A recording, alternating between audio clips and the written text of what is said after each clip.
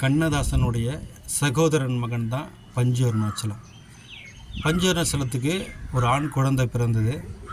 அந்த குழந்தைக்கு 6 மாதம் ஆகுது. அந்த குழந்தை மேலே கண்ணதாசனுக்கு ரொம்ப பாசம். அடிக்கடி அந்த குழந்தை பார்க்க போவார். ஒரு நாள் மாலை நேரத்தில் அந்த குழந்தை பார்க்க போயிருக்காரு. அந்த குழந்தை தூங்கிட்டு இருந்திருக்கு. அப்போ என்ன இந்த டைமில் தூங்கிட்டு இருக்கான் அப்படின்னு கேட்டோடனே சொல்லியிருக்காங்க, குழந்தைக்கு காய்ச்சல் அப்படின்னு எழுப்ப போயிருக்காங்க. கண்ணதாசன் சொல்லியிருக்காரு, எழுப்ப வேணாம், அப்படியே தூங்கட்டும் அப்படின்னு வீட்டுக்கு வந்துடுறாரு. அந்த காலகட்டத்தில் குமுதம் வார இதழில் கண்ணதாசனுடைய கவிதைகள் வந்து கொண்டிருந்த நேரம், அற்புதமான கவிதைகள். அப்போது அந்த வாரத்துக்கான கவிதை எழுதுகிறாரு. அப்படியே தூங்கட்டும் அவனை எழுப்பாதீர், ஆழ்ந்த துயிலினிலே அமைதியினை காணட்டும், அன்பு குழந்தையவன், அரையாண்டு செல்வனவன், இந்த வயதினிலே இப்போது தூங்குவதே சுகமான தூக்கம், சுகமாய் தூங்கட்டும் அவனை எழுப்பாதீர், அப்படியே தூங்கட்டும்.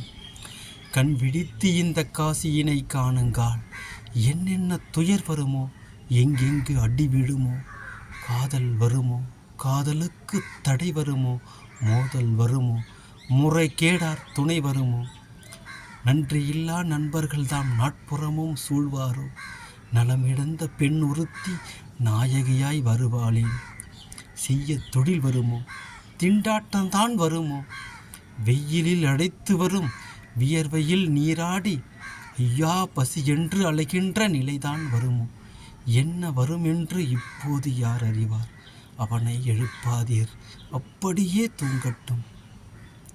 கோடிக்கு அதிகன என குறையாது வந்தாலும், நாட்டுக்கே தலைவன் என்கின்ற நற்பதவி கிடைத்தாலும், கேட்ட பொழுது எல்லாம் கிடைத்தாலும், அவன் வீட்டு மாட்டிற்கு கூட மரியாதை கிடைத்தாலும், பஞ்சனைகள் இருந்தாலும், பால் பழங்கள் உண்டாலும், சொத்துள்ள காரணத்தால் தூக்கங்கள் பிடிக்காது, இப்போது தூங்கட்டும் அவனை எழுப்பாதீர். பூ போல தூங்குகிறான், பூமியிலே உள்ளதெல்லாம் பார்க்காமல் தூங்குகிறான், பாவிகளை இன்று வரை சேராமல் தூங்குகிறான், தெய்வத்தின் காதோரம் ரகசியங்கள் பேசுகிறான், லாலீலா பாடுகிறான், வெள்ளை பூமுகத்தை, வெள்ளி நிலா பெட்டகத்தை, பிள்ளை கனி அமுதை, பேதையர் எழுப்பாதீர், அப்படியே தூங்கட்டும் அவனை எழுப்பாதீர். எந்த நெடுஞ்சாலையிலோ எந்த பூஞ்சோலையிலோ தம்பி நடந்த பின்பும் தனிமை கிட்டாது. நம்பிக்கை, துரோகம், ஏமாற்றம், பயம், நடுக்கம், கோபம், விம்பி அழுதல், வியர்த்தல், விறுவிறுத்தல், கும்பி எரிதல், கொதித்தல், அம்மம்மா எவ்வளவோ நடக்கும். அத்துணையும் தாங்குவதற்கு அடித்தளங்கள் வேண்டாமா? இப்போது தூங்கட்டும் இனிமேல் விழிப்பதற்கு, இப்போது தூங்கட்டும் இனிமேல் எழுவதற்கு அப்படின்னு அந்த கவிதை எழுதுகிறார். அந்த கவிதை குமுதம் வாரம் இதழில் முழுசாக ஒரு வாரம் கூட ஆகலை. அந்த குழந்தை கண் மூடிட்டான், இந்த உலகத்தை விட்டே போயிட்டான். அந்த குழந்தை மேலே கண்ணதாசனுக்கு அளப்பறையான பாசம். கவிதை எழுதுகிறாரு.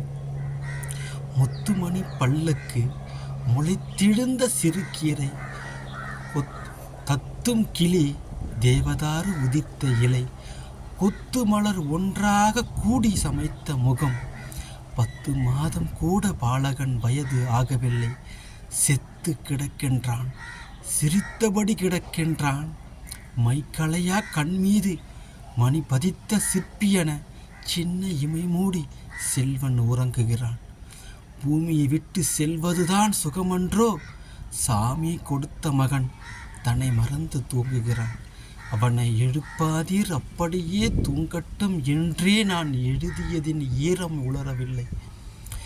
7 நாள் ஆகும் முன்னே இளம் கன்று தூங்கிவிட்டான், அறம் பாடிவிட்டேனோ யான் அறியேன். சிறுகுருவி திறம்பாட மாட்டாமல் செத்த கதை பாடுகிறேன். பிள்ளை பருவத்தில் பிணமாய் கிடப்பது எங்கள் இல்லத்தில் இல்லை, இதுவரையில் நிகழ்ந்ததும் இல்லை. தாத்தா என்றே என்னை தழுவ பிறந்த மகன் பூத்தார் போல் பூர்த்து பொழுதில் உதிர்ந்து விட்டான். 100 வயது ஆனவர்கள் நோய் நொடி இல்லாதிருக்க பால் வடியும் பொன் இதழை காலன் பறித்து விட்டான். கூற்றுவனுக்கு என்ன குணக்கேடோ யான் அறியேன். மக்கள் தொகையும் வருங்கால கால சூழலும் தக்க இடம் தாராது என்று அஞ்சியே சிக்கென்ற கை சிறையில் சிரிக்கும் சின்ன பூந்தோட்டம் பக்கென்று வானில் பறந்தோடி விட்டதம்மா. பிள்ளை செல்வன் போனான், பெரியவர்கள் வாழுகிறோம், மிஞ்சுவது யாரோ, விளைவதுதான் எவ்விதமோ சஞ்சலமே. அந்த தனி கருணை கண்ணனிடம் நாமும் பரப்பவர்கள்தான் நாளையோ மறுதினம். நன்றி.